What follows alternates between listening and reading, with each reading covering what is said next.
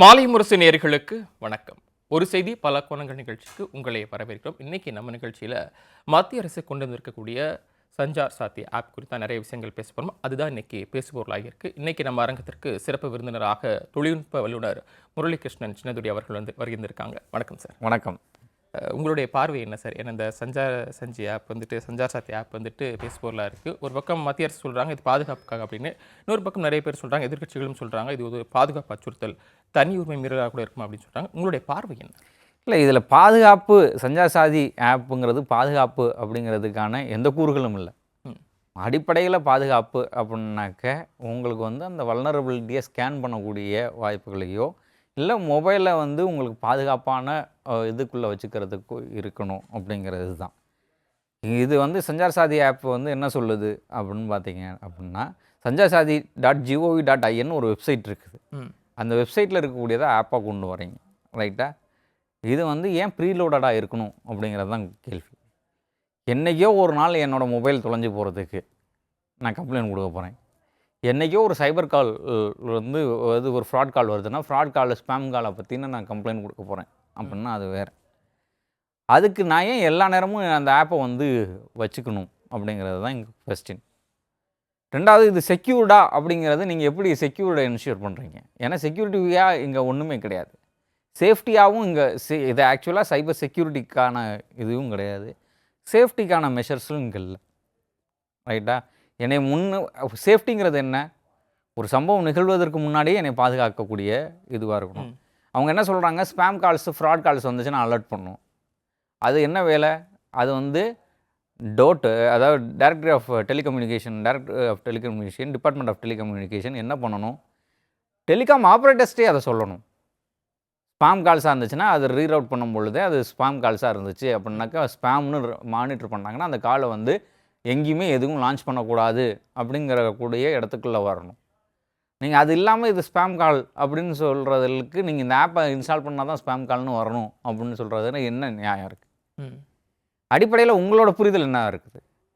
சைபர் கிரைமை பற்றினா உங்களோட புரிதல் என்னவாக இருக்குது? இது எப்படி இருக்கும்? ஐஎம்இஐ டேம்பரிங் அப்படின்னா, ஐஎம்இஐ டேம்பரிங்கை மானிட்டர் பண்ணும்பொழுது ஒரு கேஸ் அக்கர் ஆகும்பொழுது நீங்கள் அதை மானிட்டர் பண்ணுறீங்க, டேம்பர் பண்ணியிருக்காங்களா இல்லையா அப்படிங்கிறது அது கேஸ் டு கேஸ் பண்ண வேண்டியது. நீங்கள் ஏன் எல்லா மொபைலையும் பண்ணணும்? ஐஎம்இஐ செக் பண்ண முடியும்னா எல்லாத்தாலையும் ஐஎம்இஐ செக் பண்ண முடியும், ரைட்டா? *#06# அப்படின்னு போட்டிங்கன்னா எல்லாத்தோட மொபைல் நம்பர்லும் எல்லாத்தோட ஆண்ட்ராய்டு மொபைல்லையும் நீங்கள் ஐஎம்இஐ என்ன ஐஎம்இஐ இருக்குது, சீரியல் நம்பர் என்ன அப்படிங்கிறது பார்க்க முடியும், ரைட்டுங்களா? ஒரு மொபைல் வாங்கினோன்னே இந்த ஒரு இதே தான் இருக்குதா இல்லையாங்கிறது பார்க்க முடியும். சரி, க்ளோன் பண்ணுறாங்க அப்படின்னா சிம் கார்டு க்ளோனிங்கை நீங்கள் ஏன் அலோவ் பண்ணுறீங்க, ரைட்டா? சிம் கார்டு க்ளோனிங் அலௌடு இல்லை. என்னோடய நம்பரே நீங்கள் இன்னொரு நம்பரு நான் ஆக்டிவாக இருக்கும்போது க்ளோன் பண்ணக்கூடாது அப்படின்னா ஒரு நம்பர் ஆக்டிவாக இருக்கும், இன்னொரு நம்பர் இதுவாக தானே இருக்கணும். டம்மி சிம் கார்டு வாங்குகிறோம், என்னோடய சிம் கார்டு தொலைஞ்சு போச்சு அப்படின்னா நான் ஒரு டம்மி சிம் கார்டு வாங்க போகிறேன் அப்படின்னா ஏற்கனவே இருக்கக்கூடிய சிம் நம்பரில் இருக்கக்கூடிய அந்த சிம் கார்டில் இருக்கக்கூடிய அசைன் ஆகிருக்க நம்பரை டிசேபிள் பண்ணிட்டு தான் இன்னொரு சிம் கார்டை இது பண்ணுங்க. நீங்கள் பேரலல் சிம் கார்டை எப்படி ஆக்டிவேட் பண்ணுறதுக்கான ப்ரொவிஷன் கொடுக்குறீங்க அப்படிங்கக்கூடிய இடத்துலேருந்து இதை கண்ட்ரோல் பண்ணாலே பாதி விஷயங்கள் கண்ட்ரோல் ஆகும். அப்போது நீங்கள் நெறிமுறைகள்லாம் எங்கே பண்ணணுமோ அங்கே விட்டுட்டு நீங்கள் ஏன் இந்த ஆப்பை கொண்டு வரீங்க அப்படிங்கிறது தான் கொஸ்டின். சஞ்சார் சாதி ஆப் அப்படிங்கிறதுனால ஏதாவது பயன் இருக்கா அப்படின்னு கேட்டிங்கன்னா ஒரு பயனும் இல்லை அப்படிங்கிறது தான். அதாவது ஒரு பயனும் இல்லைன்னா ஏன் ஆப்பாக எந்த பயனும் இல்லை, அதை ப்ரீலோட் பண்ணுறதுனால எந்த யூஸும் கிடையாது. அதுக்கு மாறாக என்ன நடக்குது அப்படின்னா, இல்லை அவங்க தொலைஞ்சு போனால் கண்டுபிடிக்கலாம்னு சொல்கிறாங்க. அதான் தொலைஞ்சு போனால் அவனை கண்டுபிடிக்கலாம்னா நீங்கள் தொலைஞ்சு போனால் கண்டுபிடிக்கிறது அப்படிங்கிறது உங்கள்கிட்ட ஏற்கனவே உங்கள்கிட்ட இருக்கக்கூடிய ப்ரொவிஷன்ஸுக்கு கம்ப்ளைண்ட் கொடுத்தாலும் நீங்கள் அந்த ஐஎம்இஐ நம்பரை வச்சு கண்டுபிடிக்கிறது தானே, ரைட்டுங்களா? ஐஎம்இஐ வச்சு ட்ராக் பண்ண போகிறீங்க, ரைட்டா? ஏற்கனவே இந்த மொபைலில் என்னென்ன ஐஎம்இஐ நம்பர் இருக்குதோ கவர்மெண்ட் ஹேஸ் எவ்ரிதிங், ரைட்டா? இந்த ஆப்பை வச்சுக்கிட்டு தான் நீங்கள் கண்டுபிடிக்கணும்லாம் தொலைஞ்சு போனதை. அப்படி சரி, தொலைஞ்சு போனதை எவ்வளோ ரேஷியோ என்ன? ஏற்கனவே கம்ப்ளைண்ட் கொடுத்த மொபைல் காணா போச்சுன்னு கம்ப்ளைண்ட் கொடுத்ததுக்கும் கண்டுபிடிச்சது கொடுத்ததுக்குமான ரேஷியோ என்ன? இல்லை சொல்லியிருக்காங்களே 2 நாள் கூட சொன்னாங்க 2.8 லட்சம் மொபைல் கண்டுபிடிச்சிருங்க கூட. எவ்வளோ கம்ப்ளைண்ட் வந்திருக்கு? மலைக்கும் மடுவுக்குமான வேறுபாட்டில் நீங்கள் எப்படி அதை இது பண்ணுறீங்க, ரைட்டா? அப்போது நீங்கள் இப்போ அட்லீஸ்ட் ஸ்ட்ரைக் ரைட் வந்து ஒரு 90% 90 விழுக்காடு வந்து கண்டுபிடிச்சிருக்கிறோம் அப்படின்னா அதில் ஒன்று இருக்குது. ரைட்டுங்களா? நீங்கள் இதில் கேட்கக்கூடிய ப்ரொவிஷன்ஸ் எல்லாத்தையுமே வந்து டீட்டெயில்டாக எல்லாத்தையும் கேட்குது. எல்லா ஆக்சஸும் நம்ம அவங்களுக்கு டெலிபரேட்டாக கொடுக்கும். ஒட்டுமொத்தமாக நம்ம இந்த ஆப்பை தவிர்த்திட முடியாது இல்லையா? ஏதாச்சும் சிறப்புகள் இருக்கும் இல்லையா? எனக்கு தெரிஞ்ச சிறப்புகளாக ஒன்றும் தெரியல. ரெண்டாவது வந்து இது டே டு டே லைஃப்க்கு தேவையான ஆப்பாக எல்லா நேரமும் இன்ஸ்டால் பண்ணி வச்சுருக்க வேண்டிய அவசியமானதா அப்படிங்கிறது ஒன்று இருக்குல்ல. அதுதான். இப்போ ஒரு உதாரணத்துக்கு ஒரு போலீஸுக்கு வந்து இப்போ ஒரு உதாரணத்துக்கு காவலன் ஆப் இருக்குது அப்படின்னா ஒரு எஸ்ஓஎஸ்க்காக இருக்கக்கூடியது. ரைட்டுங்களா? அப்போ எஸ்ஓஎஸ்க்காக இருக்கக்கூடியது அப்படின்னா எதுவுமே பண்ண முடியாத நேரத்தில் எப்படி 100 டயல் பண்ணுறோமோ எப்படி இது பண்ணுறோமோ பேனிக் பட்டன் அழுத்துற மாதிரி அப்படின்னாக்கா அந்த பேனிக் பட்டன் அழுத்துறது அப்படிங்கிறது வேறு. ரைட்டுங்களா? எப்போ இது என்ன நடக்கும்னு தெரியாது. இன்னும் சொல்ல போனால் இந்த ஆப்பில் இருக்கக்கூடிய வல்னரபிலிட்டி என்னன்னு நமக்கு தெரியாதுல்ல. இந்த ஆப்பில் என்னென்ன சிக்கல்கள் இருக்குன்னு நமக்கு தெரியாதுல்ல. ஏற்கனவே ஆரோக்கிய சேது அப்புறம் வந்து இது மாதிரியான ஆதார் மாதிரியான டேட்டா பிரீச்சஸை இவங்க எப்படி கண்ட்ரோல் பண்ணாங்க. என்ஐசி சர்வர்ஸ்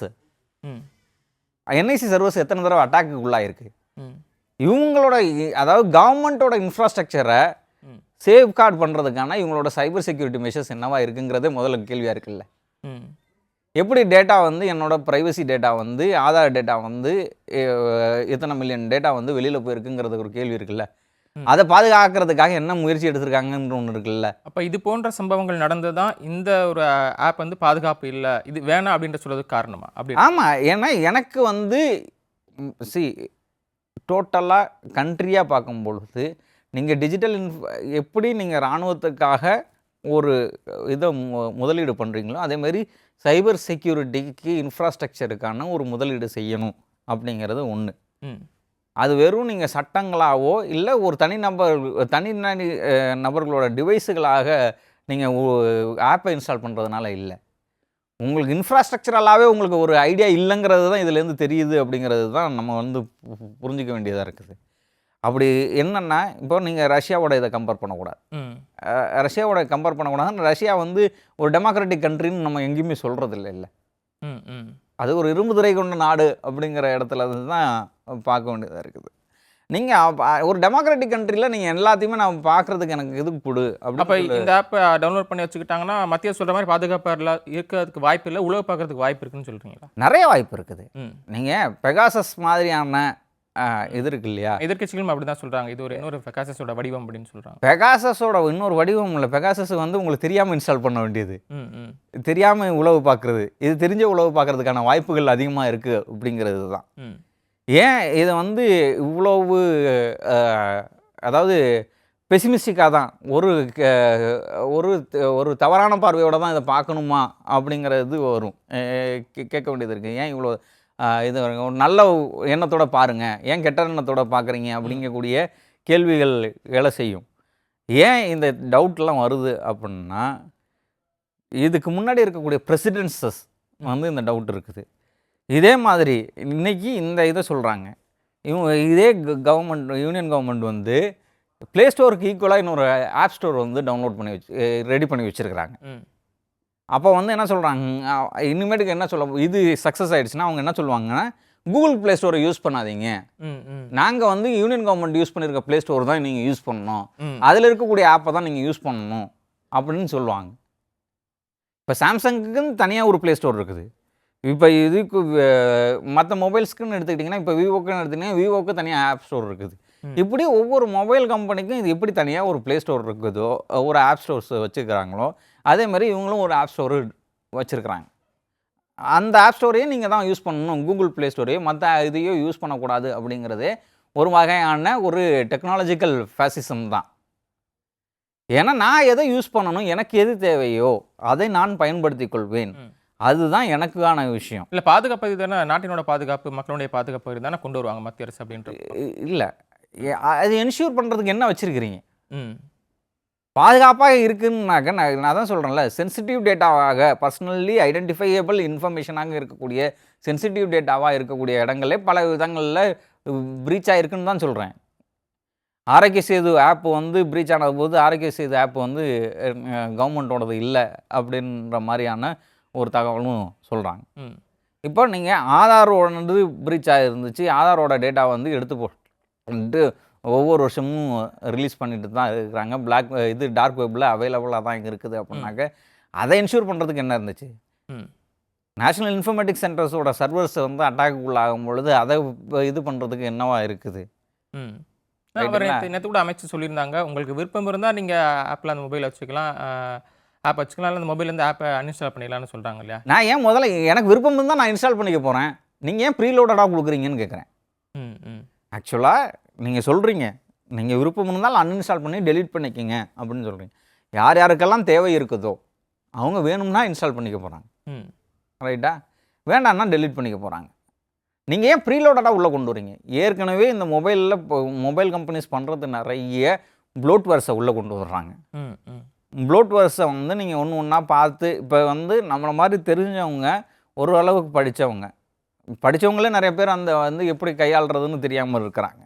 அப்படிங்கும் பொழுது அது என்ன பண்ணுது ஏது பண்ணுதுன்னே தெரியாதவங்க எப்படி இருப்பாங்க? ம். இதுக்கு முதல்ல நீங்கள் டிஜிட்டல் லிட்ரஸி கொடுத்துருக்கீங்களா? ம். ரைட்டா? நீங்கள் இதெல்லாம் பிரச்சனைகள் இருக்குது அப்படின்னாக்க இதை கையாள்வது எப்படின்னு ஒரு என்ன மாதிரியான இது வந்து மக்களுக்கு வந்து இது கொடுத்துருக்குறீங்க, அறிவுறுத்தல் கொடுத்துருக்கீங்க, எப்படி அவங்கள படிப்பிச்சிருக்கிறீங்க, ம். அவங்களுக்கு கற்றுக் கொடுக்கணும்ல, ம். அப்படியான வேலைகளை செஞ்சுருக்கிறீங்களா? அது இல்லாமல் வந்துட்டு இதை செஞ்சிடும் அப்படின்னாக்க எல்லாத்துக்கும் ஒரே இது வந்து சர்வரோக நிவாரணின்னு சொல்ல முடியுமா? அப்படி கிடையாது. இன்னொன்று டிஜிட்டலை பொறுத்த வரைக்கும் தேர் இஸ் நோ 100% சேஃப். ம். ரைட்டா? ம். அப்போ டைரக்ட் எதுவுமே 100% சேஃப் இல்லை அப்படிங்கும் பொழுது இதுக்கு ஏன் நான் இவ்வளோ முக்கியத்துவம் கொடுக்கணும்? ஓகே. அப்போ இது பாதுகாப்பு அச்சுறுத்தல் அப்படின்னு சொல்கிறப்போ சட்டம் என்ன சொல்லுது? டிபிடிபி சட்டம் 2023 என்ன சொல்லுது? இல்லை, டிபிடிபி ஆக்ட் வந்து என்னென்னா அந்த சட்டம் வச்சு கூட நமக்கு வந்து இப்போ ஸ்டேட்டோட வந்து நீங்கள் எதுவுமே வந்து நீங்கள் இது பண்ண முடியாது. இப்போ ஒரு தனியார் நிறுவனம் வந்து இருந்துச்சுன்னா அது மேலே நான் லீகலாக ஆக்ஷன் எடுக்கிறதுக்கான எல்லா வாய்ப்புகளும் இருக்குது. நான் ஸ்டேட்டை கொஸ்டின் பண்ணால் ஸ்டேட் என்ன பதில் சொல்லும்? தெரியுமா? நீங்கள் ஆர்டிஐயில் கேட்டால் கூட பெரும்பாலான நேரங்கள் என்ன பதில் சொல்லி தெரியுமா? இது வந்து வெளியில் சொல்ல முடியாத தகவல்களாக இருக்கும், இதுக்கு பதில் அளிக்க முடியாது, நாட்டின் பாதுகாப்பை கருதி இதுக்கு பதில் அளிக்க முடியாதுன்னு கூட சொல்லலாம். ரைட்டுங்களா?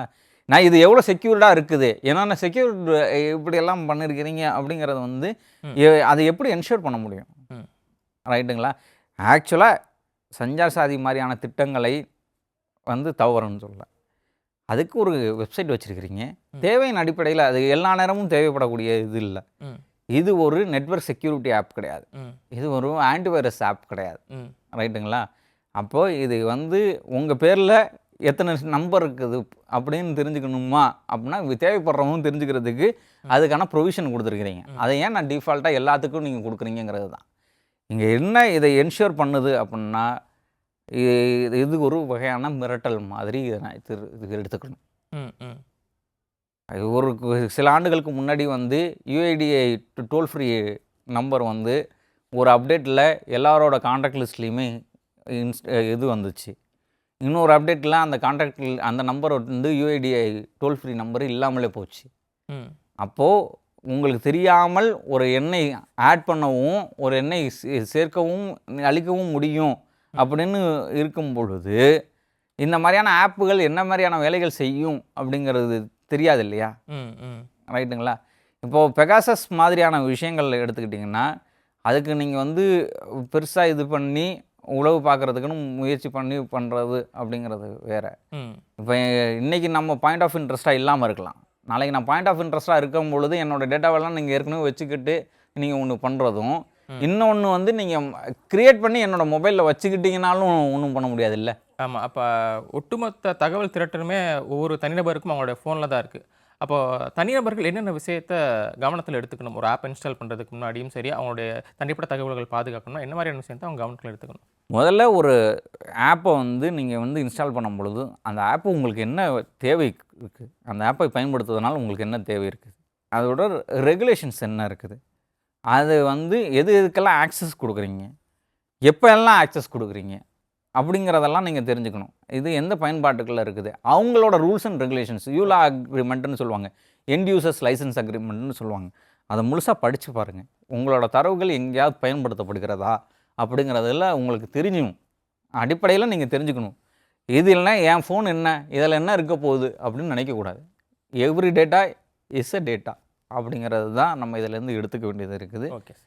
இங்கே இந்த ஆப்புங்கிறது ஒரு தேவையில்லாத ஆப்பு. இதை வைத்து மக்களை கண்காணிக்க முடியுமா, வாய்ப்பு இருக்கிறதா என்றால் வாய்ப்பு இருக்கிறது அப்படிங்கிறது தான் நம்ம இதை சொல்ல முடியும். Okay sir. நிகழ்ச்சியில் பங்கேற்றுக்கொண்டு நிறைய விஷயங்கள் பகிர்ந்துக்கிட்டீங்க. நன்றி சார். நன்றி, மகிழ்ச்சி. நேயர்களே, மற்றொரு நிகழ்ச்சியில் சந்திக்கலாம். நன்றி, வணக்கம்.